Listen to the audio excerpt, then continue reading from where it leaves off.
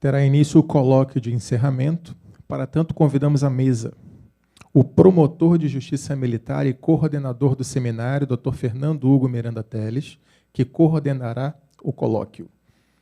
Dr. Fernando possui a primeira graduação em Engenharia Mecânica e de Armamento pelo Instituto Militar de Engenharia e também graduação em Direito pela Universidade do Estado do Rio de Janeiro. É pós-graduado em Direito Militar pela Universidade Gama Filho e também major da reserva não remunerada. Atua como professor de pós-graduação. É membro da Comissão de Controle Externo da Polícia Judiciária Militar, no âmbito da PJM do Rio de Janeiro, e membro colaborador da Secretaria de Direitos Humanos do Ministério Público Militar. Convidamos o subprocurador-geral de Justiça Militar, Dr. Marcelo Weitzel Rabelo de Souza. Dr. Marcelo atuou como conselheiro do Conselho Nacional do Ministério Público no biênio 2017-2019.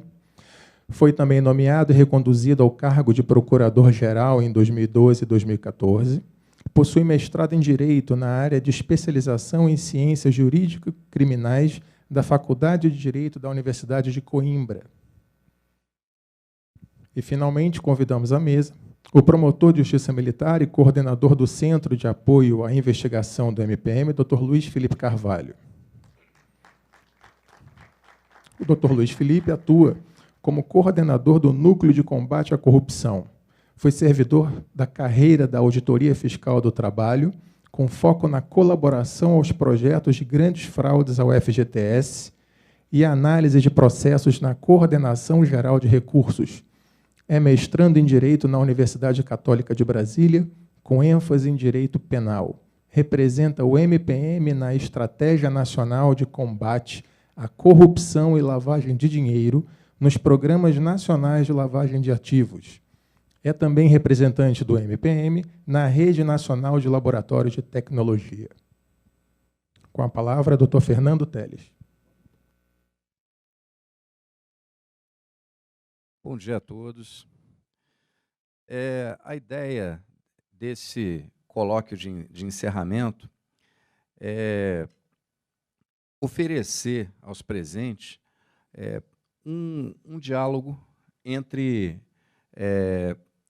Dr. Marcelo Weitzel, que está na instituição há quanto, Marcelo? 27 anos, né? E tem toda uma experiência de ter sido 2 vezes Procurador-Geral de Justiça Militar, conselheiro do Conselho Nacional do Ministério Público, além de inúmeras outras atividades. Possui todas as credenciais para abordar aqui aspectos pertinentes às mudanças de toda uma realidade jurídica nesse panorama das 2 últimas décadas, né, de aplicação, da interpretação do Código Penal Militar, as mudanças legislativas, né, por outro lado também as próprias melhorias institucionais, a comparação com o que nós tivemos, né, de um panorama profissional, funcional, dos membros do Ministério Público Militar, por exemplo, nos anos 90, nos anos 2000, com o que nós já temos, já vem sendo implementado pelas últimas gestões do Dr. Marcelo, do Dr. Jaime, aqui no Ministério Público Militar.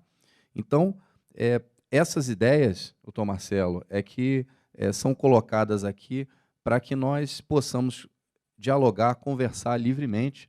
Doutor Luiz Felipe, né, que tem uma atuação destacada frente ao nosso CEPADCE, né, nosso Centro de Pesquisa e Análise de Informações, um centro que é um centro de análise de informações que apoia as investigações dos membros de primeiro grau, né? Então, todo aquele trabalho que é feito, trabalho investigativo que é feito, né, em sede de controle externo, né, ou de investigação direta pelos membros de primeiro grau, né? E todo esse trabalho que é necessário, né, de manejo de bancos de dados, análise de informações de quebras de sigilo, afastamento de sigilo, né, toda essa consolidação dessas informações é feita pelo CEPADS. O doutor Luiz Felipe tem uma atuação destacada na promoção de sinergia interinstitucional. Então, todo esse acesso, né, doutor Luiz Felipe, de bancos de dados, acesso de convênios com outras instituições, e tudo isso aí recai na chefia do CEPADS com a coordenação do Procurador-Geral. Mas a sua presença aqui, né, fazendo também um contraponto, é importante para que nós mostremos aos presentes o que existe hoje, né, de ferramental, né, o que existe de potencialidade no uso do CEPADS, as técnicas de investigação, né, e também toda essa questão da criminalidade complexa, organizada, que nós vemos esse cenário hoje em dia, né, e que é um cenário que torna inaplicáveis as técnicas tradicionais de investigação. Então, eu vou começar aqui, vou seguindo aqui o meu roteiro, começando com o doutor Marcelo. Doutor Marcelo, o que o senhor pode nos dizer sobre a evolução legislativa, a sua experiência, a mudança no panorama, a realidade jurídica, a realidade social que o senhor percebeu nesses 27 anos que o senhor está aqui conosco?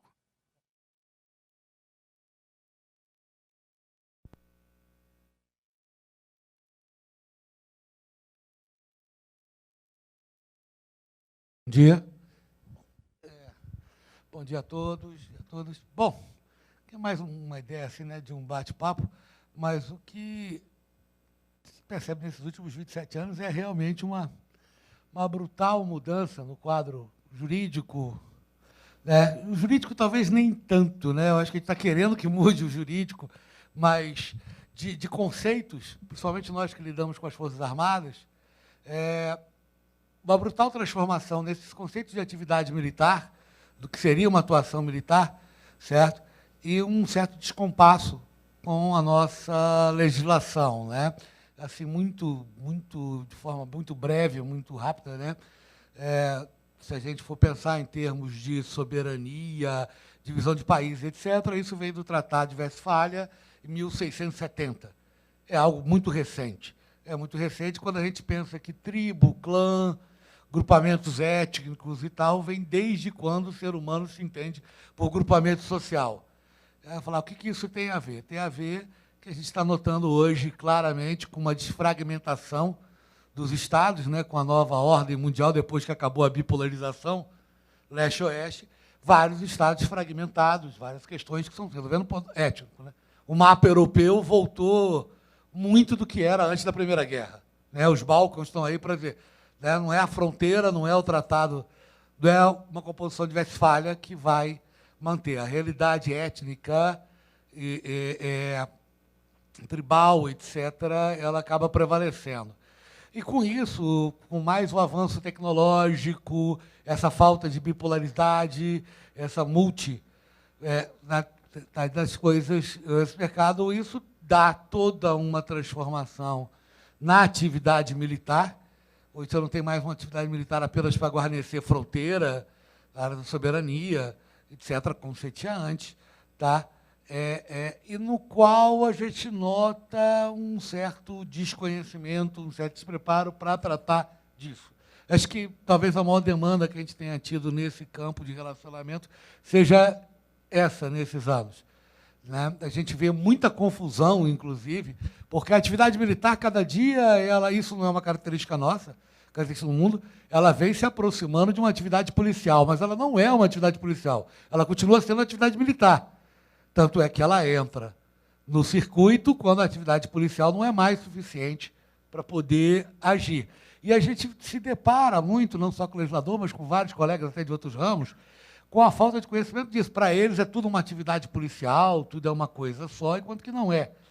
Né? Sem contar que uma outra questão também, que a gente tem debatido muito, é com o fato de desconhecermos, ou pelo menos não querermos ver, muitas vezes, as peculiaridades que cercam a realidade nacional.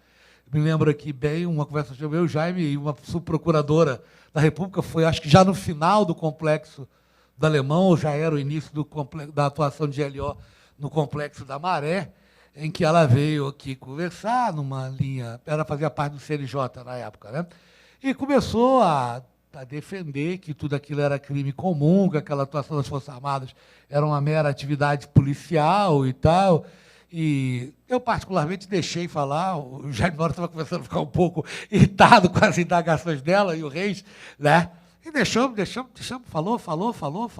Eu, particularmente, não concordava com ela, mas conhecia um pouco a figura e sabia que ia ficar um debate ali meio estéril. Mas aí, quando ela acabou de falar, eu peguei e falei, pois é, tá, vamos supondo-se, né? Supondo-se que esteja correto, porque ela falava, seus colegas não aceitam isso. Eu falei, não aceitam mesmo, mas vamos supor, até que seja correto. Você falar do complexo do Alemão é simples, né? Do ponto de vista institucional, né? Não estou falando da operação em si.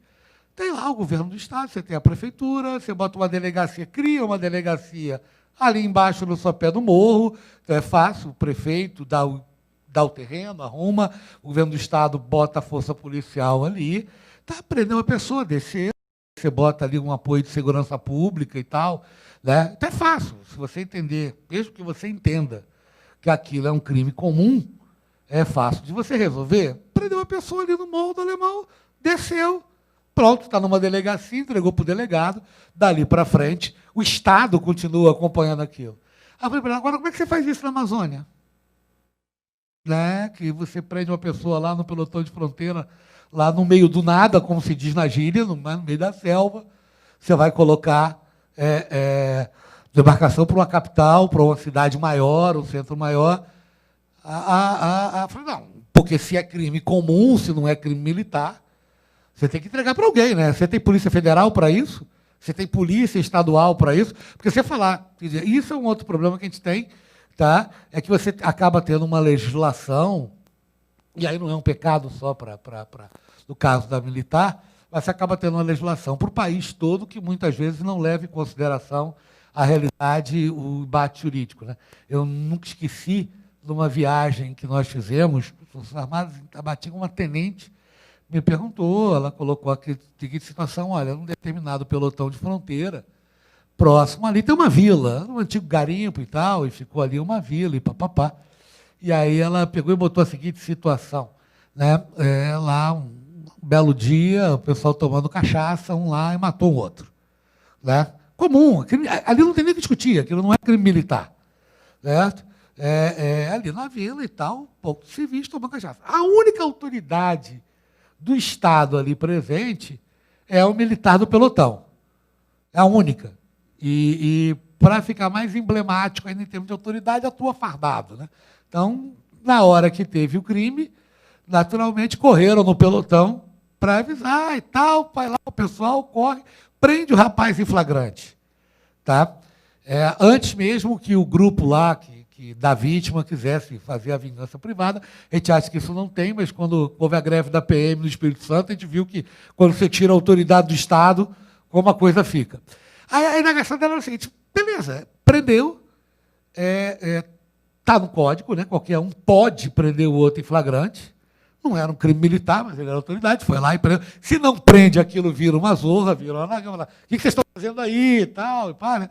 Prendeu, aí coloca numa voadeira para levar para uma comarca onde você tem um juiz estadual, comum. 4 dias de viagem, ela falou, 4 dias. Aí, e o cara vai algemado, né? Ninguém vai deixar um cara desse solto no barco. Aí ela falou, e esses 4 dias é abuso de autoridade? Porque ele vai passar no mínimo 4 dias algemado no meio da selva, dormindo, porque eles não vão passar 24 horas acordado. Né? Para, desce, sabe? Vai dormir na mata, volta. Então, são questões que eu vejo assim, pouco debatidas. Né? E quando eu falo isso por parte do legislador, por parte, às vezes, do judiciário, há uma certa falta de conhecimento dessa realidade. Porque é uma questão muito interessante, né? Prendeu qualquer um do povo, pode prender em flagrante, ela não cometeu nenhum ato ilícito. Só que ela falou, eu demoro 4 dias com esse cara algemado num barco até chegar no juiz. E outra coisa, eu não tenho notícia depois dele não, porque eu deixo lá com o juiz, com o delegado e vou embora. Ninguém fica lá acompanhando. Né? Aí tinha um colega que atuou lá como policial, eu lembro que a gente perguntou, como é que vocês fazem aqui e tal? Ele falou, não fazemos. Falou, não existe. Ele trabalhava numa cidade que era 3, 4 dias. A circunscrição dele, falou, a cidade mais próxima é 3 dias aqui de barco. Aí, se tinha um homicídio, falou, não tem essa coisa de cerca a área, evita. Tira uma foto, manda e a gente vê o que faz. Né? Então, são situações da realidade desse país que eu acho que a gente tem, pelo menos, uma preocupação que a gente teve e quando assumimos, é de interar e botar o Ministério Público Militar participando um pouco mais disso, se aproximar, inclusive, do Legislativo para esse tipo de discussão e tentar acompanhar e ilustrar o que pode ser feito ou melhorado em termos de legislação, em termos de acompanhamento. Né? As missões de garantia da lei e da ordem, todas elas contam, já é uma rotina, contarem com o apoio do Ministério Público Militar, acompanharem, né? E isso ajuda depois na comunicação, né? Porque a realidade que eu vivi ali é isso, é aquilo e tal. E pá. Eu acho que é mais nesse sentido, a gente tem procurado fazer, e aí depois tem uma outra fase, porque a gente está vivendo também hoje o mundo de transformação, e isso é um outro ponto também, né? Eu falei da atividade militar e atividade policial, mas também o que é militar e o que é civil. Esse é um outro ponto, né? Você vai pegar um satélite, ele serve tanto hoje para fins militares como ele serve para fins civis. Eu vi uma vez uma discussão lá na Câmara, que era um projeto, na verdade, do Ministério da Ciência e Tecnologia para atender o pessoal da área agrícola, certo? Só que ele acabava tendo, e aí tinha um apoio lá na discussão de orçamento e tal, dos militares, porque ele também serviria como vigilância. Né? Então, você está tratando uma tecnologia hoje, o que é civil, o que é militar, o que é esse armamento. E aí nós vamos entrar numa outra área, que talvez fique depois do segundo tempo também, que o Fernando Teles tinha me pedido para falar um pouco do CNP, que é essa mudança também brutal na área de comunicações, nessa área de tecnologia. Né? Hoje é muito fácil. Então, além de você ter essa discussão do que é civil e o que é militar, você vai ter também uma discussão de como lidar com essa transformação toda, inclusive nos meios de comunicação. Né? É o grande assunto do momento em termos de CNMP, onde está toda a celeuma, inclusive, certo? Que envolveu escolhas e não. Outro é a famosa liberdade de expressão em cima do que você tem hoje dos meios tecnológicos. Né? Hoje você espalha um boato, as Forças Armadas hoje lidam com uma coisa, eu tenho tentado debater isso dentro do CNMP, que é a segurança da imagem. Né? E a gente tem aí os fake news, a velocidade de escalação, a imagem de uma instituição, né? Isso hoje, nessa velocidade, dessas mudanças tecnológicas, nessa velocidade de comunicação, isso é outro fator também que merece um debate, não é uma resposta fácil, mas é um tema que a gente vai ter que se debruçar sobre ele, e isso tem afetado um pouco, inclusive, a comissão de prerrogativa ou não, até onde o membro pode sair declarando que está investigando isso, fazendo tal coisa, e até onde isso compromete ou não, né, interesses e direitos de terceiros envolvidos. Tá? E isso também tem todo, porque hoje uma notícia falsa ela pode causar um problema de ordem financeira, etc. E há uma discussão, tem uma socióloga portuguesa que ela fala muito ela fala que hoje não é mais só a fronteira física, são fronteiras, ela fala bolsões, eu gosto de falar fronteiras de vulnerabilidade. Hoje um país não está circunscrito. Né? Um atentado terrorista, ele causa toda uma transformação social. Quem acompanhou o atentado na Porta do Sol em Madrid, 3 dias antes da eleição, praticamente dizimou o Partido Socialista e tal. E, quer dizer, uma transformação política brutal, um atentado. Um atentado que, obviamente, morre muito menos gente do que aqui na violência nossa, mas se tiver um atentado aqui, a comoção que gera, etc., as repercussões. Então, isso tem implicações no mercado financeiro e tal. Acho que eu falei demais já. Tá? Mas, realmente, doutor Marcelo, tem a questão da amazônica, né, a extensão, isso nós, do doutor Luiz Felipe, né, do meu concurso também, somos do mesmo concurso, e foi, inclusive, uma iniciativa maravilhosa, né, decorrência até de uma resolução, né, do Conselho, que é acerca do curso de ingresso e vitaliciamento. Então, nós tivemos a oportunidade, né, todos os então recém-empossados, né, tivemos a possibilidade de visitar a região amazônica, né? E, de fato, nós visitamos um PEF, né? E depois, né, posteriormente, o doutor Luiz Felipe começou a trabalhar lá e depois, logo em seguida, 6 meses depois, eu tomei posse e fui trabalhar também em Manaus. Então, não por ocasião do CIV, nós já vivenciamos uma realidade que, na verdade, todo brasileiro deveria conhecer, todo brasileiro deveria ir à região amazônica, né? Conhecer um Brasil que não é o Brasil do aplicativo de mensagem, não é o Brasil da TV a cabo, não é o Brasil ali do aplicativo de transporte, né? Está muito além, e, na verdade, até muito aquém disso, né, na verdade. É um Brasil onde não existe o Estado que existe presente ali, no máximo, representado pelas Forças Armadas, né? É um Estado, é um local, né, uma região toda desassistida em certos sentidos, né? E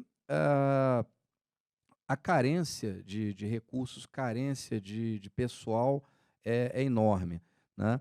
E as dificuldades quer complementar?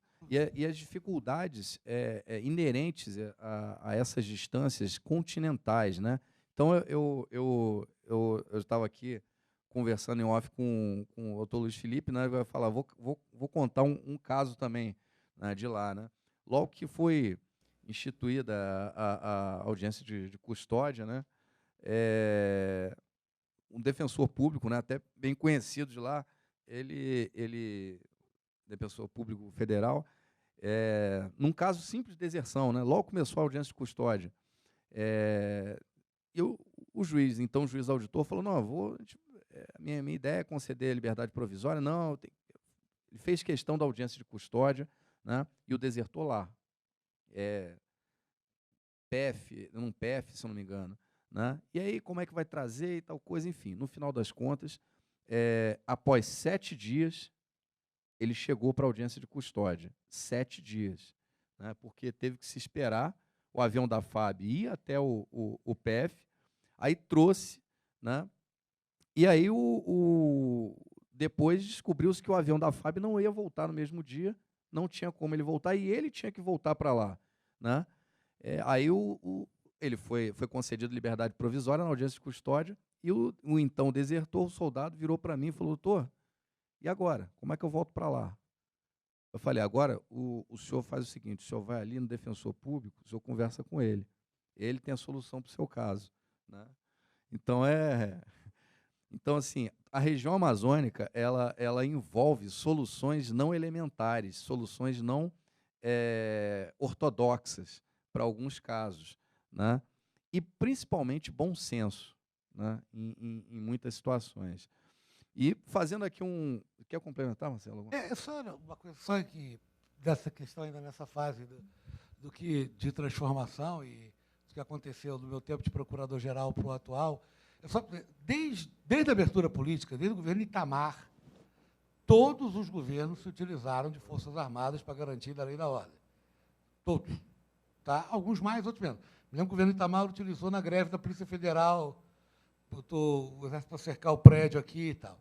Mas onde eu quero chegar? Eu falo dessa total transformação e de como a gente já pegou isso. Eu passei 4 anos como procurador-geral.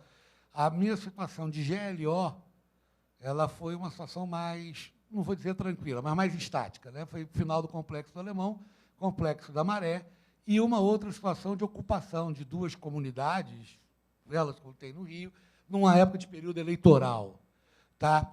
Eu falo, logo depois, o Jaime já pegou GLO para presídio, para greve, de rebelião, quer dizer, situações completamente novas, tá? E que, de repente, quando você está começando a se familiarizar com o tema, ter o meu pessoal preparado para aquilo, discutindo e tal, você vem com situações totalmente novas. Para não dizer aí de combate à febre aftosa, uma série de coisas, mas é só para comparar do período que foi logo depois. Né? De uma hora para outra muda completamente aquela determinação, vamos assim dizer, de garantia da lei da ordem, de missões para garantia da lei da ordem, tá? Totalmente diversas em termos de aparato logístico e até mesmo de uma visualização jurídica, quando você tem um espaço que está bem definido, tá? Num grande centro, já fragmentado em várias capitais. Então, era só basicamente isso que eu me lembrei. E agora também a própria questão das queimadas, né, desmatamento, etc. Agora, então, as Forças Armadas elas vêm sendo utilizadas, né, em situações de garantia da lei da ordem que também são até controversas se aquilo realmente seria uma situação de garantia da lei da ordem ou não, né? Então, lá nos anos 2000, né, o nosso falecido Dr. Arruda, né, já tinha publicado um livro sobre o uso político das Forças Armadas, né? Isso lá atrás, 2000 e 2002. Né? Então, são realidades que se instituem, se consolidam e aí passa-se a utilizar as Forças Armadas como um panaceia para resolver coisas que nem sempre são de sua atividade fim. Né? Mas, voltando aqui agora para o doutor Luiz Felipe, né?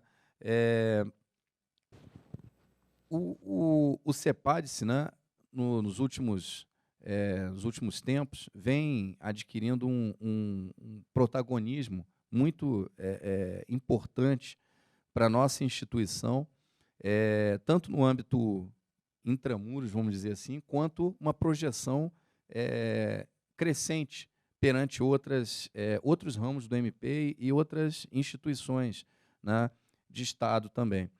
Então, gostaria que o senhor nos contasse como vem sendo esse trabalho feito junto ao CEPADS, explicar para todos os presentes o que é o CEPADS, como é o trabalho do CEPADS, as nossas potencialidades, como esse centro é importante, né? Ele tem o seu equivalente no MPF, tem equivalentes em outros ramos do MP, e como vamos dizer assim, né, não vou chamar de órgão, mas esse setor de dentro do Ministério Público Militar vem contribuindo até para a mudança de um pensamento em termos de investigação. Em primeiro lugar, eu queria só fazer também referência e menção ao que o doutor Marcelo falou, porque trabalhando lá na região amazônica, tivemos a oportunidade de visitar Barcelos, né, Guajará-Mirim, Tefé, Pelotão de Fronteira e Auareté, e realmente essas problemáticas elas existem. O uso das forças vai também mudando o paradigma de atuação do Ministério Público e da própria Polícia Judiciária também na investigação de crimes. Né? Quanto mais se utiliza a força, mais se muda e se altera o paradigma também na investigação de crimes sob a ótica da Polícia Judiciária Militar e do Ministério Público Militar. Nessa toada de alteração, de utilização da ideia de investigação e etc., foi criado um centro de apoio à investigação aqui dentro do Ministério Público Militar, que funciona, então, para apoiar os promotores de justiça e procuradores de justiça e subprocuradores gerais de justiça também, nos feitos que tramitam e etc., e que necessitam de uma investigação mais aprofundada e mais aprumada. Investigação essa que muitas vezes se utiliza de recursos de business intelligence, big data, e se utiliza também do cruzamento de dados, cruzamento massivo de grandes gamas de dados. É interessante notar que, coordenando o Centro de Apoio à Investigação e lidando com esse viés mais tecnológico, a gente nota realmente que estamos fazendo um evento para comemorar e contemplar a existência de um código muito significativo, 2 códigos muito significativos, Código Penal Militar e de Processo Penal Militar, mas a legislação ela não vai acompanhando essa mudança. O uso da força não foi acompanhando de maneira progressiva essa mudança na ordem mundial, e a legislação também não acompanha, em termos de investigação, a alteração na utilização de meios cuja tecnologia é o principal vetor e o principal propulsor. Eu trouxe aqui alguns casos rápidos para a gente debater, mas que são muito curiosos. Vou dar um exemplo. Quem aqui teria dificuldade, vamos pensar agora com a cabeça de magistrado, tá? Quem aqui teria dificuldade em validar uma prova judicial com o uso de um agente em campo? Um agente que seguiu determinado veículo, tirou placas daquele veículo, tirou fotos da placa daquele veículo, tirou fotos do condutor daquele veículo conversando com outras pessoas, passando envelopes, papéis, o que quer que seja para outras pessoas, e aquele agente de campo imprimiu tudo aquilo, fez um relatório. O relatório foi descaracterizado não mais como um relatório de inteligência e foi acostado aos autos.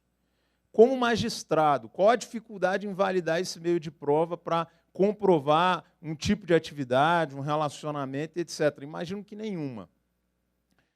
E se, ao invés de usar um agente em campo, eu pegasse um dispositivo eletrônico e colocasse embaixo do carro daquele veículo, embaixo da placa daquele veículo, e um dispositivo eletrônico que pudesse tirar as fotos, que pudesse mapear locais, mas que, ao adentrar aquele carro em um local protegido pelo domicílio, aquele dispositivo se desconectasse ou se desligasse, etc. Mas, em vias públicas, aquele dispositivo estaria tirando foto, registrando o local por onde aquele carro passou, com GPS acoplado e etc. E aí eu chegasse com aquele dispositivo eletrônico e apresentasse para o juiz: olha por onde esse sujeito andou. Imagino que já teríamos dificuldade com o uso desse dispositivo eletrônico, principalmente em tribunais superiores. Percebam que a atividade foi a mesma.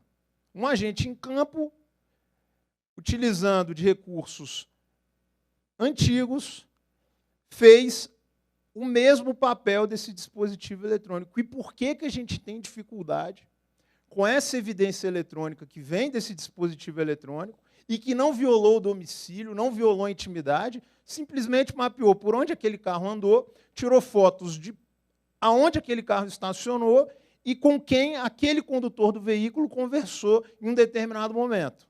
Eu não estou falando nem do dispositivo que tem escuta, tá? É só imagem. E rastreamento de posicionamentos, né? Isso é um ponto. A legislação que passou por esses 50 anos, etc., precisa avançar na coleta de provas e evidências, porque a criminalidade complexa, com o aumento do uso das forças, vai se instaurando também dentro das forças, né? Outro ponto importante, outro ponto interessante. Ministra Laurita Vaz, STJ, informativo 640 do STJ. Para quem está estudando para o concurso do MPM, anota o informativo, tá? Informativo 640 do STJ. Pessoal, espelhamento de WhatsApp. Alguém aqui já usou web WhatsApp? Levanta a mão aí quem já usou web WhatsApp, sabe? Web WhatsApp. O que aconteceu no caso?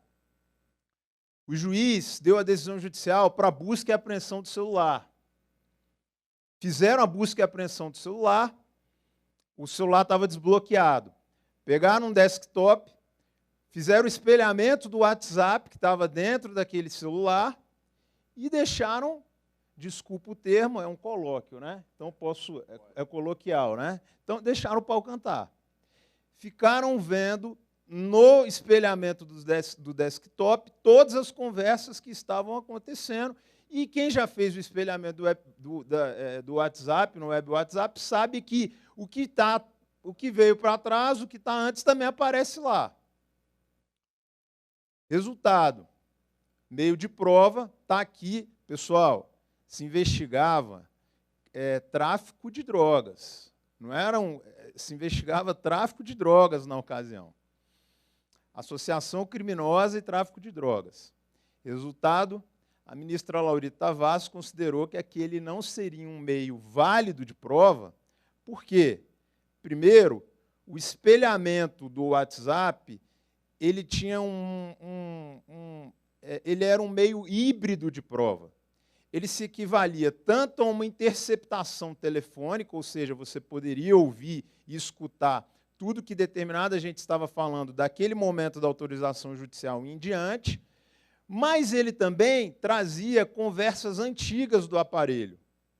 E essas conversas antigas do aparelho, o agente que estaria manuseando o web WhatsApp poderia apagar, poderia manipular e etc. Então, para o réu comprovar que aquelas conversas que foram apresentadas não foram conversas alteradas, ele teria que apresentar uma prova tida como prova diabólica, uma contraprova diabólica. Então, aquele meio de prova, espelhamento do web WhatsApp, como um meio de prova híbrido, não valeria como meio de prova apto. A decisão dela não é de todo desastrosa, sim, tem alguns aspectos até interessantes, mas, ao que me parece, o Poder Judiciário ele não está preparado para as novas evidências e coletas de provas, né? E aí eu vou dar um outro exemplo, e eu já passo a palavra. Vou dar um outro exemplo. Quem aqui, pensando de novo com a cabeça de magistrado, pessoal, quem aqui teria dificuldade em validar como meio de prova? Juiz, determina a busca e apreensão na casa de fulano, na casa do réu fulano. As autoridades policiais foram lá, fizeram a busca e apreensão e encontraram dentro da casa uma agenda. Ora, abriram a agenda, viram os contatos da agenda e etc. Utilizaram tudo aquilo lá para deflagrar novas operações e etc. E o juiz, ok, tranquilo. Esse caso é real que eu estou falando. A mesma situação aconteceu na busca e apreensão quando apreenderam o celular. Não tinha senha o celular, tá? Não tinha senha. As autoridades entraram no celular, abriram a agenda que estava dentro do celular, bloco de notas e etc. O magistrado falou, não é um meio apto de provas porque viola o direito à intimidade do réu. Qual é a diferença de eu adentrar uma casa, pegar uma agenda, olhar todos os contatos, pegar um bloco de notas, ver tudo que está anotado ipsis literis, de pegar um celular que não tem senha e que também foi objeto de um mandado de busca e apreensão, ver todo o bloco de notas, os contatos e etc. Eu não enxergo diferença alguma, vocês me desculpem, né?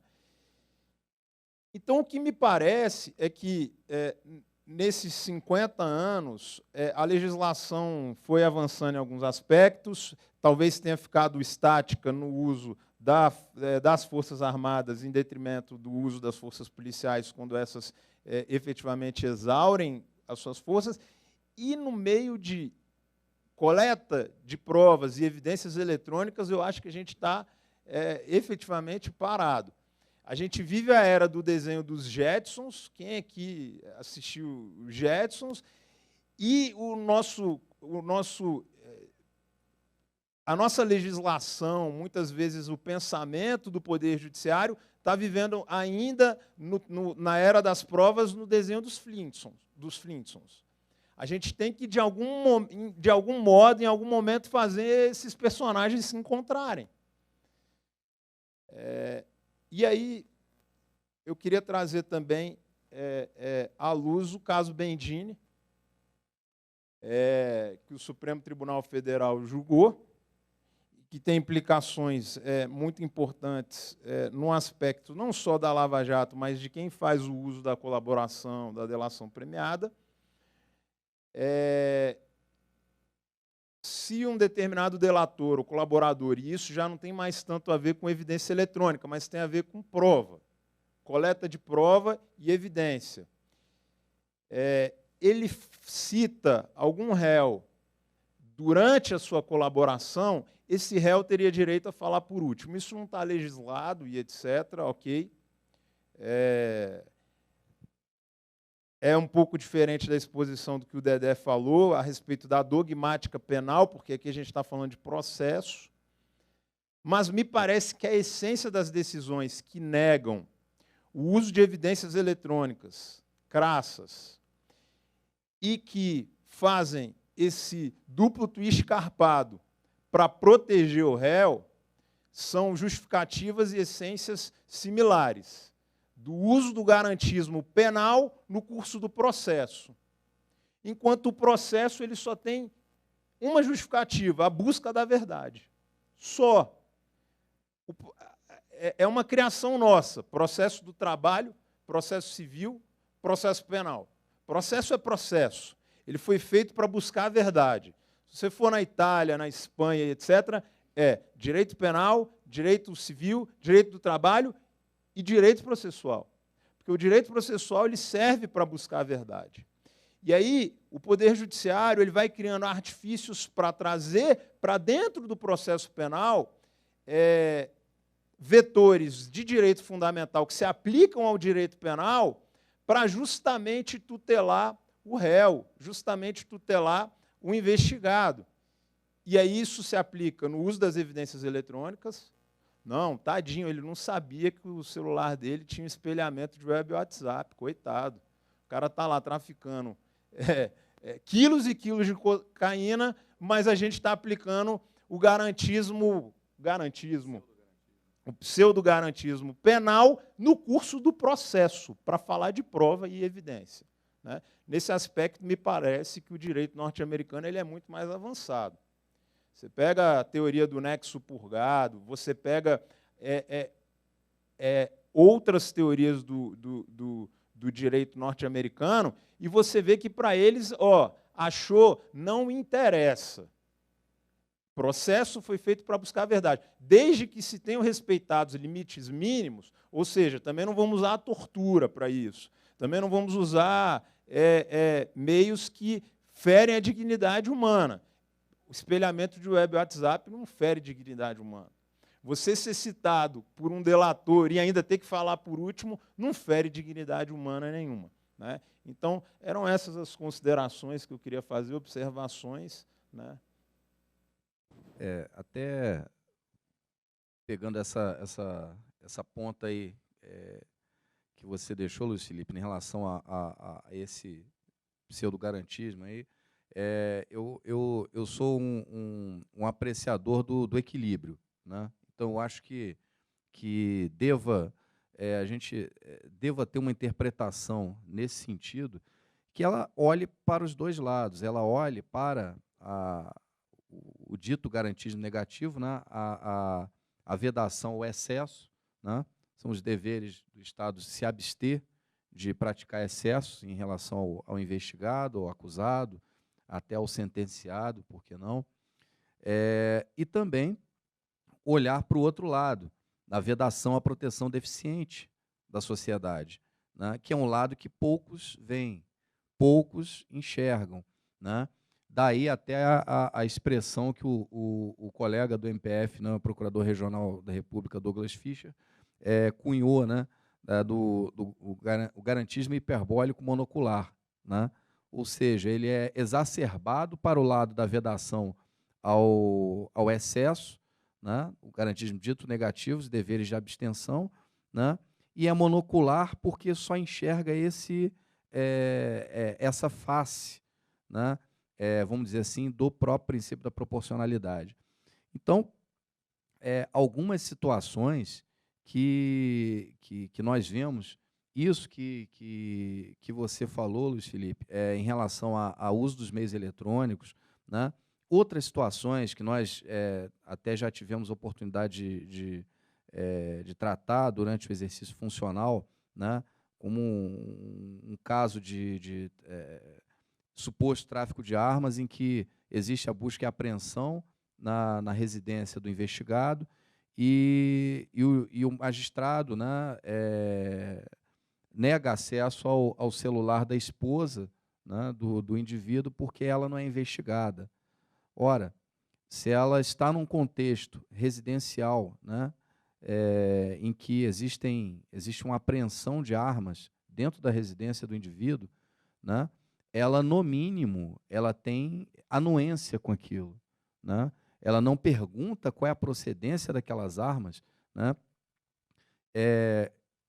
Eu fico imaginando, né? A gente fazer uma comparação. Provavelmente, se o doutor Luiz Felipe for comprar uma arma de fogo, vai chegar para a Thalita, né? Vai falar assim: olha, Thalita, eu vou comprar uma arma de fogo. Ela provavelmente vai falar milhões ali, né, no seu ouvido. Proibir imediatamente. Imediatamente, né? Tem as filhas, né, em casa e tal coisa, e como é que a gente vai fazer e vai guardar isso onde, é um perigo e etc, enfim. Né? Imagine dezenas de armas, né? Será que essa pessoa não questionou? E, na verdade, o magistrado ali, ou magistrada, né, fala, não, ela não é investigada. Como não? Né? Então, assim, num caso como esse, eu acho que é até uma certa inversão da presunção. Né? Então, olha, por que não examinar o celular dessa senhora? Verificar se ele, inclusive, não estaria a utilizar o celular dessa senhora como um meio, vamos dizer, entre aspas, seguro para a prática do delito, né? Dos delitos ali correspondentes. E uma outra questão, Luiz Felipe, que também, aproveitando o que você disse, a respeito do uso dos meios eletrônicos. Né? Um caso que tivemos lá em Fortaleza, né? Um caso de furto qualificado dentro do quartel. Né? Então, o indivíduo arrombou vários armários ali, fez as compras, né, entre aspas, pegou celulares de 8, 9, 10 pessoas ali, oficiais, né?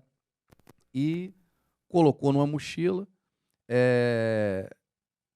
Aí isso foi depois verificado que o pai dele também acabou entrando na empreitada delituosa, ligou, o pai foi supostamente ao quartel, né, para entregar, seria o argumento dado que ele foi entregar um documento lá para o filho e tal coisa, e aí, lógico, que ele passou essa mochila, botou dentro do carro do pai, colocou dentro do carro do pai, o pai foi embora. Né? E aí, verificou-se pela anotação ali na guarda, câmera e tal coisa, a placa. E algo que nem todos sabem, né? As câmeras de vigilância de trânsito, em alguns estados brasileiros, não todos, mas em alguns estados brasileiros, essas câmeras, né, que uns chamam de pardal, né, radar, corujinha, enfim, são vários apelidos aí para essas câmeras de monitoramento de velocidade. Elas fotografam todas as placas que passam por ela. Todas. E o próprio sistema faz uma triagem de quem está acima e quem está abaixo dos limites de velocidade. Mas todas as placas são fotografadas. E no caso do estado do Ceará, especificamente em Fortaleza, isso existe. Então, verificou-se, isso foi requisitado, e aí não se precisou de qualquer autorização judicial, porque é uma via pública, né? O Ministério Público tem o poder de requisição nesse caso, não envolve tutela de intimidade. Né? Então, requisitou-se todo o caminho que o veículo fez. Né? E, em paralelo, fez-se a quebra do sigilo telefônico daquelas linhas. Alguns daqueles celulares estavam ligados. Então, pediu-se a ERB na estação rádio base de as antenas. Né? E, qual a surpresa?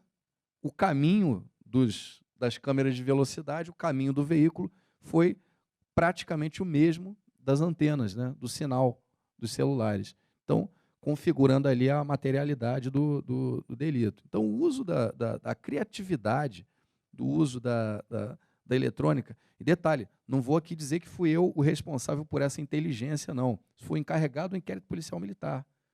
Foi um major, né, do Exército que teve essa ideia, né? Tivemos um caso também do roubo dos fuzis na base aérea de Fortaleza, em que o encarregado major da aeronáutica, né, também teve um desempenho espetacular, manejou DNA, inclusive, para comprovar ali a balaclava que o rapaz usou e deixou dentro do veículo, né, depois conseguiu esse DNA por outro meio, né, como se fosse um encontro fortuito, né, e além de todo o cabedal de provas que tinha, ainda tinha essa prova do DNA. Então, assim, o uso desses meios modernos, né, de investigação são essenciais hoje para nós combatermos a criminalidade mais complexa, né? Eu, daqui a pouco, Felipe, eu volto a essa questão, a gente volta a essa questão das novas técnicas de investigação, mas eu vou agora voltar para o doutor Marcelo aqui, em relação à sua experiência na comissão lá de preservação da autonomia, né? Uma coisa interessante acerca... também tem a ver com o contexto da criminalidade organizada, a questão dos colegas no MP, dos MPs, diversos MPs no Brasil, né, que sofrem ameaças, né? Então, são colocados em situações de risco. Isso, né, às vezes a sociedade esquece que é uma função que envolve, algumas vezes, e até muitas vezes, envolve um risco pessoal, né? E como é que foi sua experiência, doutor Marcelo, nessa questão, casos concretos, como é que isso foi trabalhado lá na comissão? A comissão de prerrogativa, ela tem ali, vamos dizer, algumas subdivisões, cada uma delas é da área de segurança institucional. E ela, obviamente, ela não tem interferência sobre o ramo, do que o ramo está fazendo em relação à proteção de alguma ameaça, mas ela acompanha. E nós percebemos que estava um acompanhamento muito ainda arcaico. O que acontece? Se o colega se vê ameaçado de alguma forma, escrito, verbal, etc., o ramo informa, a gente abriu um procedimento e acompanhava. E nós começamos a perceber, uma das coisas que ele debateu até com o Temerval, quando a gente assumiu, é que existe uma série de dados, o CNMP é uma compilação de dados, né? Quem aqui é juiz também está enfrentando isso no CNJ, tá? Estou vendo ali a colega amiga Sueli, né, e tal, mas promotor também, o tempo todo preenchendo dados. E o que tinha de efetivo desses dados, né? O Brasil gosta muito disso, uma série de estatísticas e tal, mas não fazia nada. Então, falou, precisa botar uma coisa aqui mais efetiva e, pelo menos nessa área, a gente tem trabalhamos num sistema de informática, tá, Bial, que hoje o membro ameaçado ele já entra direto no sistema, então, em tempo real, ele coloca essa ameaça a um campo mínimo de informações. Se ele quiser anexar fotos, etc., ele o faz. E, pelo menos, você consegue ter um mapa em tempo real dizendo qual a localidade, qual o tema, né? E, dali, você tentar partir junto aos ramos para uma política pública, ou de prevenção, o que for, talvez ficar de remoção, não. Isso aí tem uma questão muito interessante. A gente fala muito de crime, mas algumas áreas, o problema maior é na parte agrícola, né, o conflito agrário, e algumas áreas é na área civil, né, ali na região norte tem muito problema, que não é a questão da criminalidade só organizada, é a questão de sobreposição de terras, legalidade de terras, interesses de exploração daquelas terras, e ali gera uma série de conflitos, né? Isso na área, é claro que, de certo ponto, ainda limitado, cada ramo faz a sua graduação, né, atua nessa área, e a gente tem percebido, você falou hoje, Ministério Público tem ocorrido uma estrutura muito mais, são problemas aí de depressão, de estresse, etc. e tal. A gente tem procurado, pelo menos do possível, trabalhar um pouco isso, né? Isso causa problemas de ordem financeira, etc., uma série de, né, de questões de produtividade e tal. E do membro, a gente recentemente teve um caso, né, até foi em Alagoas, de um promotor que se suicidou. Né, já havia no estágio de depressão, suicidou, o drama que isso gera. Né, tem procurado identificar onde tem esses problemas e orientar. Né? Uma outra linha que a gente tem trabalhado um pouco também, aí face dessa mudança tecnológica, é de uma cultura de segurança pessoal, dados, etc. Né? Ninguém aqui vai ficar, obviamente, paranoico, não dá para você ficar longe disso mais, né? do celular, do computador, mas que alguns cuidados básicos, principalmente quem lida com informações sensíveis, como é o caso do Ministério Público, promotor, né, devem tê-lo. E aí a gente bate numa outra questão, né, do que é fonte aberta, o que não é. Lá disso, quando dá umas discussões, né, que WhatsApp você não pode, só comandar, Twitter pode.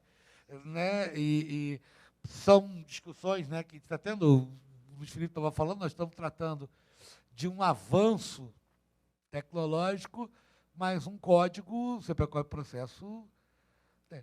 Gente, ele é do tempo. Todo mundo fala muito da ditadura de 64, mas o Código de Processo é do tempo da ditadura do Estado Novo. Né? E se tiver curiosidade, quem teve a curiosidade de dar uma olhada nas estatísticas da época, né? O inquérito policial da época, o Brasil tinha em torno de 50 milhões de habitantes, segundo dados do IBGE, sendo que 70% deles na área rural. Então, era muito fácil você ter um inquérito todo ele formal, tranquilo, dos grandes centros, e pá, certo? Preocupação. Vai perguntar, mas por que não muda? Não muda. Há uma dificuldade enorme. Nós tivemos várias mudanças do Código de Processo Civil, mas a gente não consegue mudar o Código de Processo Penal, a não ser uma coisinha aqui e outra ali. Tá? Por quê? Porque aí você tem toda uma briga corporativa por trás disso. Você tem toda uma disputa. Né? Polícia Civil, Polícia Militar, Ministério Público, Ministério Público Federal, Ministério Público Estadual e tal, que as corporações, então, cada uma, acho que essa investigação, etc., pode dar ou não maior poder, certo? Então, isso atrapalha, trava completamente uma discussão.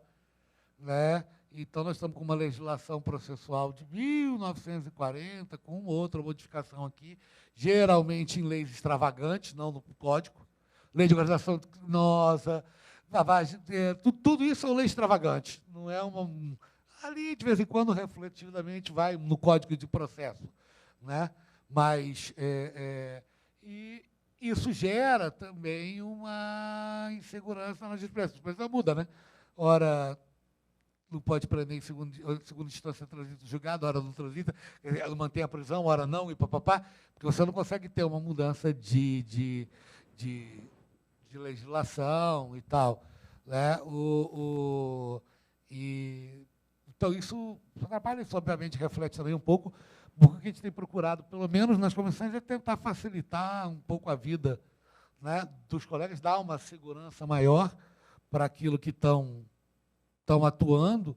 No caso da ameaça, não sair só, saber onde ele foi ameaçado, tá, e daí? Né? Ter esses dados, passar esses dados para o ramo, e o ramo ali age. Não, eu vou remover essa pessoa do local, não vou levar mais gente para ali, eu não vou, qual é? Né? Muitas vezes, isso é um problema que a gente enfrenta também, é da cultura de segurança. Né? O colega se coloca em situação de risco. Isso é um trabalho que a gente está fazendo muito bom, até com o Demerval. A gente vê isso muito em presídio. Há pouco tempo atrás, a gente teve uma situação no interior de São Paulo, com as defensoras públicas foram orientadas, numa rebelião, foram orientadas pela PM a não entrar no presídio, entraram. Isso muda completamente o foco da negociação. Né? Passa a ter ali. Então, a gente também tem situações, tem a situação de um colega que, numa cidade do interior, depois dele ter conseguido uma condenação com uma pena altíssima em cima de uma pessoa, ele começou a se jactar do orgulho disso, divulgou no Twitter, certo? O grande sucesso dele e tal, e papapá, e papapá. Depois ele reclamou para a colega que cuidava de segurança institucional, porque ele saiu dali, era umas 6 e pouco, 7, e disse no Twitter para onde ele ia: vou comemorar no bar tal, no restaurante tal. E aí ele percebeu pessoas da família do réu, sabe, cercando o local, e ele teve que se afastar. Dentro de uma cultura de preservação, você não faz isso. Né? Ele está se colocando em risco e deixando a administração numa situação difícil, porque ela começou a ter que mandar gente para lá, cerca e tal. Então, isso é uma preocupação que tem muito nos meios de comunicação também. Vê o que você está escrevendo. Né? A pessoa coloca lá endereço do filho, tal, papapá, tem festa, se orgulha, eu mandei prender fulano, eu fiz isso. E, às vezes, também, quem está do outro lado, no caso ali especificamente, depois se apurou, a família do réu revoltada com aquilo, provavelmente estava torcendo pela liberdade do réu, e se sentiu humilhada pelo promotor quando ele fez as comemorações. Né? Então, é esse tipo de situação. A gente enfrentou uma também no presídio, que a orientação era: não entrem no pavilhão tal e tal. Aí tem o cara lá, desculpa, né? Você acha o fodão com PH, desculpa a expressão, eu vou, eu faço, eu aconteço. Né? E uns meses depois, teve que chamar a polícia, não cercar, porque o cara foi pego como refém. Né? Então, são situações que ele coloca, inclusive a administração numa é justa, porque a CPM falou: olha, não é todo dia, certo, que um detento tem um promotor como refém, né? Tudo que ele quer na vida para poder negociar. Então, é o caso que acontece com as defensoras. Então, também tem esse problema, acho que é de criar uma cultura de segurança, que não é para deixar ninguém paranoico nem nada, mas você respeitar certos limites, você saber que aquilo ali, a polícia militar está melhor preparado, ali a polícia civil, etc. Ali é uma área militar, a gente enfrentou isso da Copa do Mundo, né? E tal, olha, ali que está cuidando da segurança militar, não se envolva. Né? E tal. Tem uma razão de ser para aquilo. Se aquilo pode ser melhorado ou não, poderia ser diferente, pode, depois você vai ter um momento para debater isso, para discutir isso, né? Mas é aquele negócio, se a orientação é para você não entrar naquele pavilhão, é óbvio que já tem alguma coisa errada. Não vai entrar, vamos então sentar com a administração e ver por que está, por que não pode. Porque o correto, o ideal, seria poder, não só o promotor, qualquer um poder entrar naquele pavilhão para exercer uma função de controle.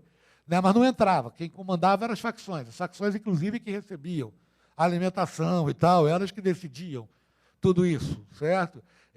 Inclusive falava: hoje o almoço é mais tarde, tal, pessoal, cedo, pai, então só entra aqui quem a gente autorizar. Mas não é você entrando ali dizendo que você pode, acontece, que você vai conseguir fazer isso.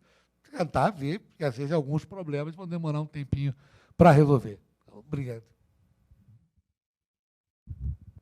É importante também, doutor Marcelo, eu lembro também um pouco do meu passado de longínquo de engenheiro. Né? A gente tem, sempre que se faz ali uma coleta de dados, né?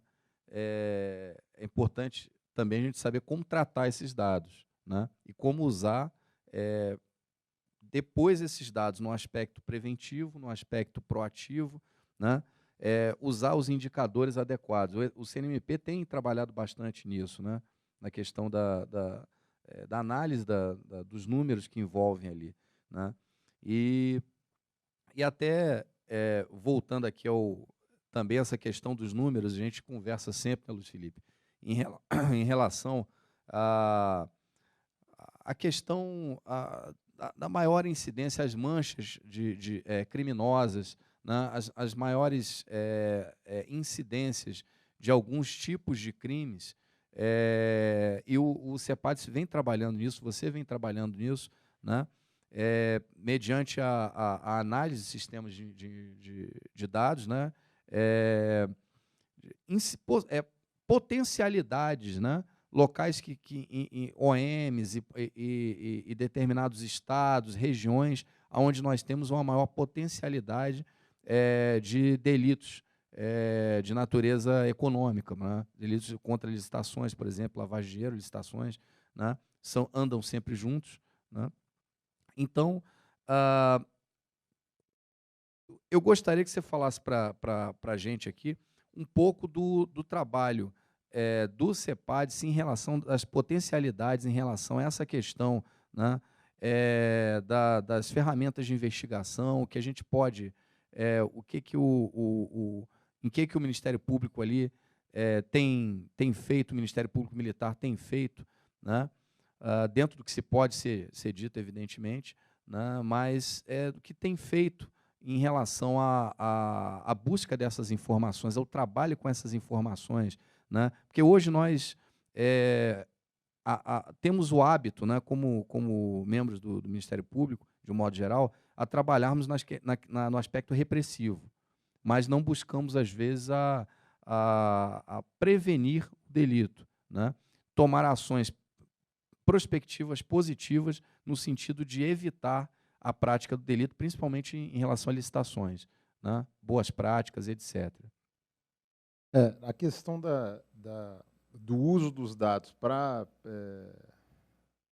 prevenir delitos, né, e etc., é algo realmente importante que, na minha visão, é a única maneira de avançar em resolutividade, né?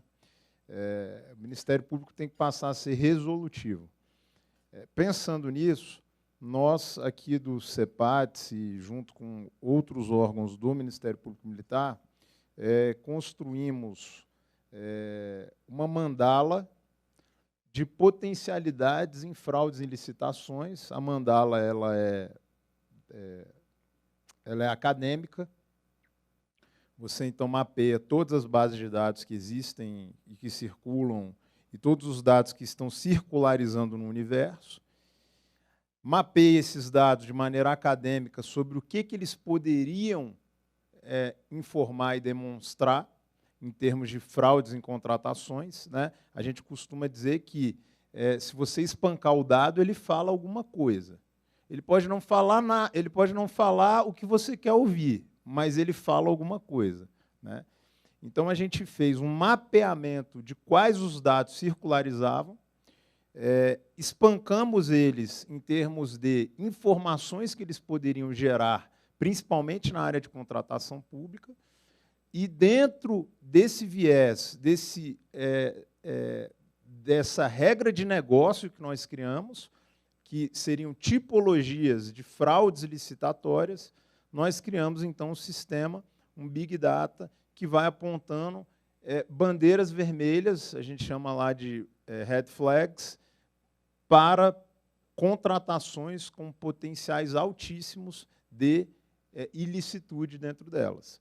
Pode ser um mero erro formal, como pode ser efetivamente uma fraude dolosa. E a ideia é disponibilizar essas plataformas para que os promotores possam atuar, e a Polícia Judiciária, obviamente, de maneira resolutiva, se antecipar a uma denúncia informal, a uma denúncia anônima e etc. Entendendo que o uso desses dados seria um meio eficaz para se combater a criminalidade no tocante às contratações públicas. É importante dizer, e aí o Fernando falou muito bem, que hoje nós temos um acesso imenso a dados. É preciso tratar os dados. O que eu vejo é que o Ministério Público, de um modo geral, não estou falando só do Ministério Público Militar, estou falando da realidade do Ministério Público de um modo geral. Eu conheço as 27 unidades homólogas ao CEPATS no Brasil afora, todos os Ministérios Públicos estaduais, Ministério Público Federal, são 28. Né? Os 27 Ministérios Públicos estaduais do DF e o Ministério Público Federal, 28. E o que eu vejo é uma avidez por acesso a dados, ou seja, estamos virando infobesos, o Ministério Público está se tornando um obeso digital, mas sem nenhum tipo de tratamento e adequação a esses dados. A gente chegou num ponto que a gente tinha aqui, sei lá, 5 terabytes de dados. Aí eu virei para a equipe e falei, ok, o que a gente vai fazer com esses 5 terabytes de dados que estão circulando aqui? Eles informam para a gente alguma coisa? Porque se não informar, eu quero limpar o storage, eu não quero saber desses dados aqui dentro.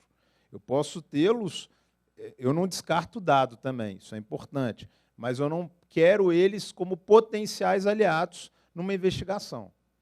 Eu só quero como potenciais aliados numa investigação os dados que, uma vez espancados, trazem informações úteis. Né? e foi o que nós fizemos com as mandalas de risco e fraudes em licitações, para gerar todo um sistema que aponta bandeiras vermelhas em contratações em andamento, contratações pretéritas. As que vão existir a gente ainda não conseguiu, né, pessoal? A gente não chega lá, né? Só no Vanilla Sky lá e etc. Né? O que vai existir ainda, que é a análise preditiva, a gente ainda não alcançou esse nível da arte, porque tem muito erro na análise preditiva. Mas no que já aconteceu, análise descritiva, e criando toda uma lógica sistemática de aplicação dessa análise descritiva para uso e circularização e tratamento desses dados, a gente atinge efeitos maravilhosos. Eu vou só dar um exemplo. A gente recebeu aqui no CEPATS uma denúncia de que determinada organização militar estaria contratando cartuchos falsificados para impressora. Teoricamente, isso não é tão relevante do ponto de vista de prejuízo em si. Na realidade, o pessoal do TCU até me convenceu que, sim, era relevante no ponto de vista de prejuízo à administração pública, porque aquele cartucho dura menos, e etc. Enfim, a gente acabou entrando em umas filigranas lá e o pessoal do TCU me convenceu. Mas, num primeiro momento, eu falei, olha, às vezes o militar que está fazendo a contratação nem sabe que esse cartucho é falsificado. Eu preciso, para deflagrar aqui uma investigação, uma operação, de um indício mais voluptuoso de que há uma fraude inerente ali, alguém efetivamente foi corrompido, levou alguma coisa por fora, enfim. Mas, para acalmar os ânimos do Departamento de Inteligência dessa determinada empresa que fez a denúncia, eu falei, de todo modo, eu vou fazer uma análise rápida. 2, 3 minutos. E eu peguei esse Big Data e ele já tinha algumas regras de negócio construídas em cima dele para detectar fraudes. E aí me chamou a atenção que aquela empresa, isso tudo nós escolhemos dos dados. Dados esses que são chancelados diretamente ao Ministério Público, sem necessidade de autorização judicial. Detectamos que aquela empresa tinha um código CNAE, Código Nacional de Atividade Econômica, detectado na base de dados da Receita Federal, que não batia com os objetos de contratação dos inúmeros pregões que ela participava. Então, no Código Nacional de Atividade Econômica, ela estava cadastrada na Receita como uma empresa que comercializava produto de limpeza, mas ela vinha sendo contratada por inúmeras organizações públicas, não só organizações militares, para fornecer suprimentos e materiais de informática, realmente. Isso chamou atenção. Era uma empresa que, dentro do mapeamento das bases de dados que a gente tinha um funcionário cadastrado na RAIS, que mostra os vínculos trabalhistas, mas era uma empresa que movimentava 60 milhões ano em contratações públicas. Era uma empresa que era cadastrada na Receita Federal como uma microempresa, mas ela movimentava um valor anual muito maior do que a lei de microempresa, do que a lei que a microempresa permite, a lei complementar 100 e alguma coisa. 123. Por isso que eu gosto dos colegas que atuam na área estadual, né? Essas leis não fogem, federal e estadual. 123. Aí nós entramos via satélite, via imagem de satélite, na localização dessa empresa. E era uma empresa que estava localizada numa determinada região que não batia com o índice econômico do IBGE para empresas que movimentavam aquele mesmo valor. E era uma empresa cujo sócio proprietário tinha uma idade muito pequena, nada contra jovens empreendedores. Acho que eles são brilhantes, mas um jovem empreendedor que começou a empreender aos 20, aos 23, já movimentava 80, 90, 100 milhões de contratações com o poder público, eu quero virar sócio dele. Eu vou abandonar o Ministério Público e virar sócio dele. E era uma empresa que a residência do sócio proprietário também não batia com o índice econômico do IBGE com o de um sócio proprietário que movimentava um numerário daquele tamanho. Mapeamos Renavan e Renache para saber que tipo de veículo ele andava. Aí a gente descobriu que ele andava, sei lá, num Opala azul metálico. Nada contra o Opalão, né? Mas o cara que está movimentando 60, 80 milhões ano, sendo jovem, no mínimo ele vai comprar um Camaro amarelo, né, doutor Jaime?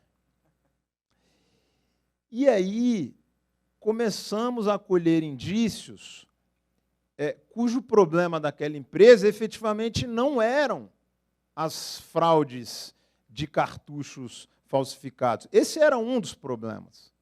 Mas o problema era muito maior do que aquele. E mapeamos outras bases de dados, descobrimos que a sócia administradora daquela empresa era cadastrada no Bolsa Família, possivelmente uma pessoa que era utilizada como laranja naquelas movimentações, e mapeamos as bases de dados das procurações e descobrimos que outras pessoas tinham procurações para responder e gerir aquela empresa. Foi quando chegamos no topo da cadeia do que era toda aquela organização de contratações fraudulentas. Mas percebam, isso tudo porque nós soubemos espancar os dados que nos foram custodiados e gerar informações úteis. Eu poderia ter esses mesmos 5 teras de dados aqui e me bater uma denúncia de fraudes em cartuchos piratas e nem saber que eu teria aquela quantidade de informações para subsidiar uma investigação que me apontaria muito mais do que uma pirataria em cartucho de informática. Me apontaria toda uma organização criminosa gerindo uma empresa que, teoricamente, era uma microempresa para gerar prejuízos de milhões e milhões para o erário. Essa era tecnológica, pessoal, ela veio para ficar. Não adianta. E o que nós vamos fazer para além disso, aí é responsabilidade se queremos ter instituições focadas na resolutividade, Ministério Público, Conselho Nacional do Ministério Público, Polícia Judiciária, ou se queremos ficar ainda analisando papel, se queremos ficar ainda em busca de vestígios dos crimes violentos, exame de corpo de delito, está tudo isso no Código. Ou se efetivamente nós queremos avançar para uma nova realidade, para uma nova faceta, para uma nova cara de Ministério Público. E só para concluir, eu sempre falo isso onde eu vou, eu tive a oportunidade de colaborar com a Força Tarefa da Lava Jato de Curitiba por 1 ano. E, numa das idas a Curitiba, a gente sentou, eu e 2 procuradores da República lá da Força Tarefa, os mais entusiastas do uso da tecnologia, né? E aí a gente sentou para fazer um cálculo do quanto de papel ocupariam as salas do Ministério Público e etc., se nós não estivéssemos na era dos dados tecnológicos, a análise dos dados bancários, porque hoje os dados bancários eles são transmitidos todos via eletrônica, não mais em papel. Antigamente era o papel, chegava aqui os extratos da conta bancária, etc. A conta é aproximada, é lógico, né, pessoal? Mas chegamos aí em torno de 1,5 Maracanã de papel. Se nós pensarmos que o mundo avançou, que os tempos avançaram e que os meios de provas e evidências caminham na mesma velocidade do avanço do mundo, fica fácil pensarmos no Ministério Público resolutivo. Agora, se nós estivermos tentando resolver os problemas antigos com as mesmas atitudes e com o mesmo pensamento, a gente uma hora vai se esbarrar em questões que efetivamente vão suplantar ou vão suprimir o poder de resolutividade do Ministério Público. Eram só essas as contribuições. Muito obrigado, Luiz Felipe. E, de fato, os caminhos por onde os quais a criminalidade organizada, a criminalidade realmente complexa, os caminhos por onde esse tipo de criminalidade percorre, né, não são trilhados por meios tradicionais de investigação. Então, há que se ter o manejo de tanto meios de prova, seja uma colaboração premiada, seja uma infiltração, seja uma ação controlada, né, outros métodos de investigação, seja a proatividade que é concedida por esse tipo de análise, né, todos esses meios de investigação, eles são essenciais. E a compreensão da aplicação desses meios, né, a compreensão, primeiro, de cada instituto, da extensão, da aplicabilidade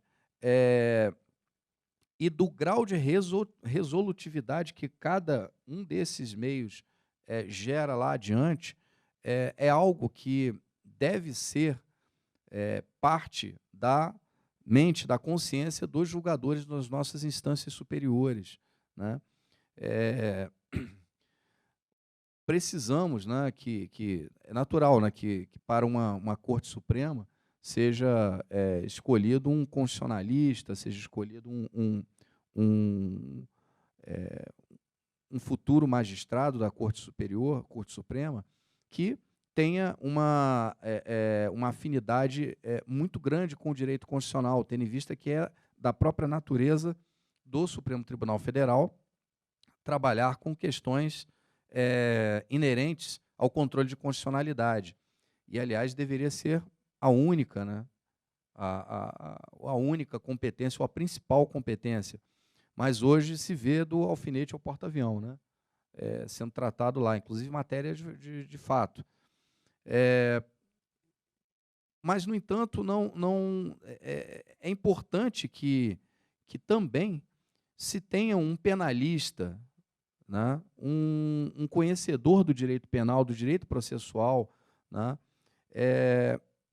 e, em particular, no Ministério Público Militar, sentimos falta de um conhecedor do direito militar, do direito penal militar, do direito processual penal militar, né? Alguém que, pelo menos de forma,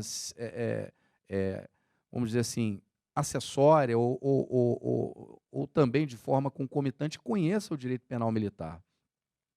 Então, esses 50 anos do Código Penal Militar, né, doutor Marcelo, a despeito de toda a necessidade de alteração legislativa que nós temos, que isso foi ressaltado também pelo doutor Jaime, foi ressaltado por outros palestrantes, né, há necessidade também da sensibilidade dos nossos tribunais superiores em relação ao direito penal militar, né?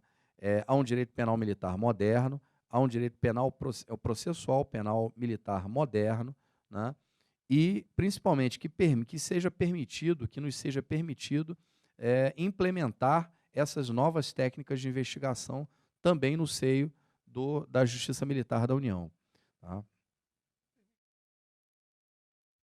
Tocou num ponto, eu falei um pouco de legislação, a legislação tem mudado de forma muito contínua, mas você tocou num ponto que talvez tem a ver com aquela questão do conhecimento, que é a interpretação, o conhecimento por parte dos tribunais. Porque você não precisa ter uma lei para dizer o que é atividade militar, para você entender o que é uma atividade militar. Né? A lei de emprego das Forças Armadas, ela está em vigor já há muito tempo. E está lá na Constituição, para GLO, Garantia da Lei e da Ordem. Você pega a Constituição, está lá, funções institucionais das Forças Armadas. Né? Garantia da lei e da ordem. Quer dizer, então tem que discutir, aquilo não é. Às vezes eu vejo discussão, é subsidiário. Como é que pode ser subsidiário? Né? Está no artigo da Constituição, é só você fazer a interpretação disso. Né? Que isso é uma atividade fim das Forças Armadas, tá? Escolhida pelo legislador constituinte. Né? Então, acho que muita coisa pode ser realmente interpretada. Essa questão da área tecnológica, que o Luiz até comentou, né? Porque você tem esse problema da interceptação, porque é um meio de comunicação. Né? Então, o telefone é um meio de comunicação, a comunicação são invioláveis, só que celular também não é só meio de comunicação, né? É um instrumento de trabalho. Né? Hoje você tem bancos, né? Sistema financeiro virtual, você não precisa abrir uma conta lá, está tudo isso no a tua agenda, etc., está tudo, planilha. Né? Então, eu acho que os tribunais têm que estar um pouco mais sensíveis a isso, né? Porque você vai fazer uma busca e apreensão, sabe-se lá que dados você vai achar, né? Mas são todos os dados da pessoa que estão ali. É isso. Bom, vou agradecer, vou concluir aqui o nosso bate-papo, nosso colóquio, agradecendo ao doutor Marcelo por gentilmente ter disponibilizado um pouco do seu tempo e transmitir um pouco da sua experiência, dos seus conhecimentos aqui para todos. Doutor Luiz Felipe também, agradeço a Vossa Excelência por ter disponibilizado também parcela de seu tempo, de suas atribuições junto ao CEPADES, que não são poucas, e bem sabemos aqui, principalmente no primeiro grau, o quanto extenso e árduo é o seu trabalho, né? E solitário, muitas vezes, né? Então, já de antemão, agradecer aqui a presença dos dois integrantes aqui do nosso colóquio e encerrar para o prosseguimento aqui e as nossas despedidas. Obrigado. Em agradecimento a todos os participantes do colóquio, os convidamos à frente do palco para receber das mãos do Procurador-Geral, Dr. Jaime de Cássio Miranda, as panóplias do Ministério Público Militar.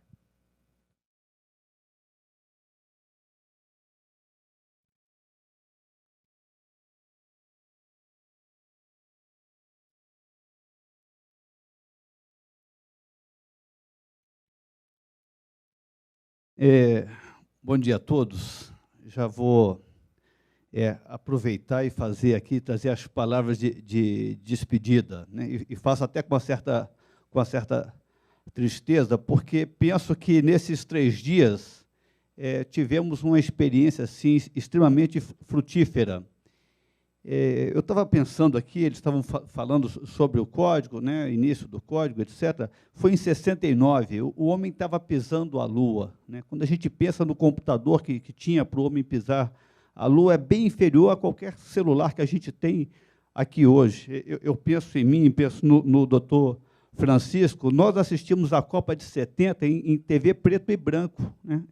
Quando a Tchecoslováquia, no primeiro jogo, o Brasil e Tchecoslováquia fez 1-0, a camisa deles era branca, do Brasil, amarela. Eu tenho um irmão que era pequeno na época, ele saiu gritando, etc.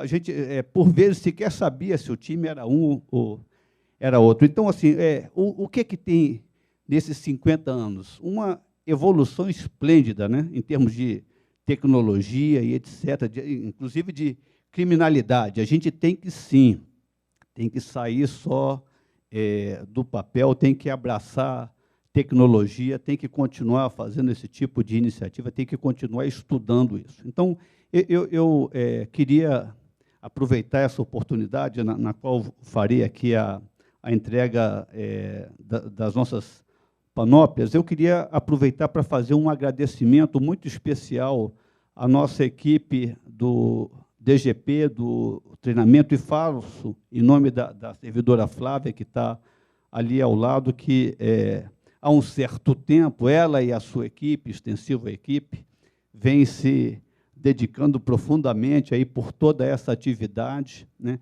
Quando a gente senta aqui e dá início na segunda-feira, 13h30, a gente não tem ideia do tanto de trabalho que já aconteceu 3 meses antes. Aproveito também para agradecer o cerimonial, faço em nome do Flávio, que está também por aqui presente, que nos ajudou juntamente com a sua equipe sobremaneira, e também o faço para o Ascom, para o Ebert e a sua equipe, que penso, além de todo, né, o nosso envolvimento de Ministério Público Militar, eu acho que especificamente, olha o Ebert, especificamente essas 3 equipes foram as que estiveram mais ligadas ao evento.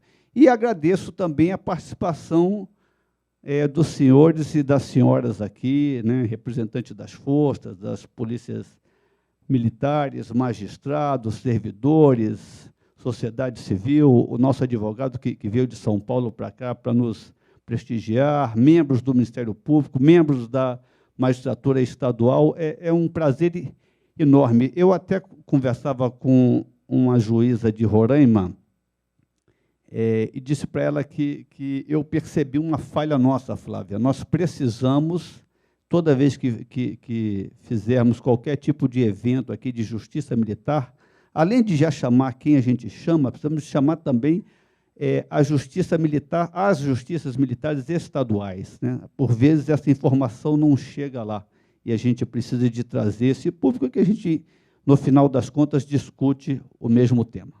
Então, já me despedindo aí dos amigos, eu queria agradecer, agora em particular, o doutor Marcelo Weitzel, nosso membro do Conselho Nacional do Ministério Público, nosso procurador-geral por 4 anos, nosso amigo.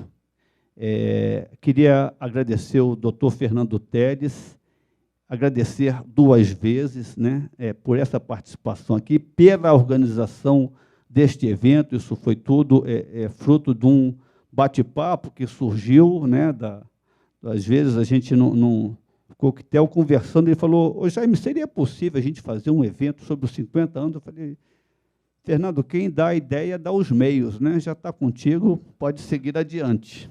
E resultou no que aconteceu hoje. E agradecer também o doutor Luiz Felipe, nosso promotor tecnológico, né? Ele fez um trabalho espetacular, está fazendo um trabalho espetacular no nosso CEPADS. Eu imagino que, para quem nunca ouviu falar a respeito de CEPADS, é uma sigla que, na verdade, até nem representa o que o centro hoje se chama, é Centro de Apoio à Investigação, mas que ele conseguiu projetar um reconhecimento Brasil afora, todo o MP estadual conhece e reconhece. Nós precisamos, doutora Sueli, doutora Sheila, precisamos, eu conversei com o doutor Quintas esses dias, a gente precisa azeitar um pouco mais a nossa magistratura da Justiça Militar Federal com o nosso CEPADS, né? A gente sabe de algumas dificuldades, e nem sempre são do próprio CEPADS, do próprio sistema bancário brasileiro, etc. Mas a gente está preocupado com isso. Eu já até falei para o doutor Quintas que a gente precisa de fazer uma reunião a respeito disso, para conversar com os magistrados e conversar com os CEPADs, para achar boas soluções, que o que se quer é a mesma coisa, né? Resultados confiáveis, né? Provas robustas. Então, prezados amigos, muito obrigado. Vou passar a Vossas Excelências agora a nossa panóplia.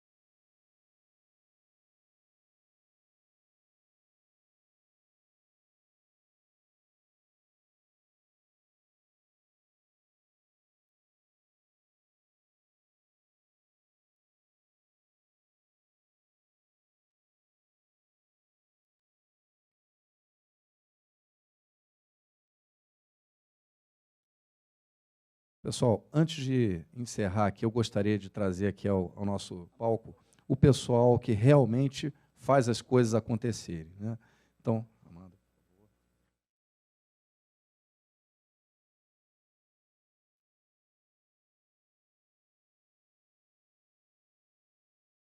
É importante que saibamos que nada disso, né, nenhum evento acontece sem o concurso de várias pessoas, que começam no Procurador-Geral, evidentemente, e passa por toda a equipe que nos apoia, nos dá suporte.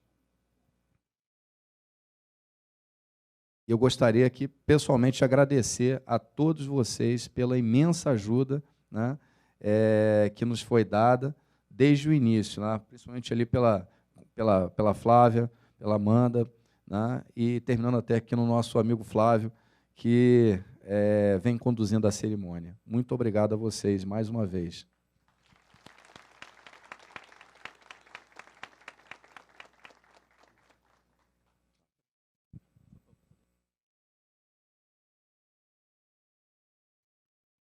O seminário está encerrado. Tenham todos uma boa tarde e uma ótima semana.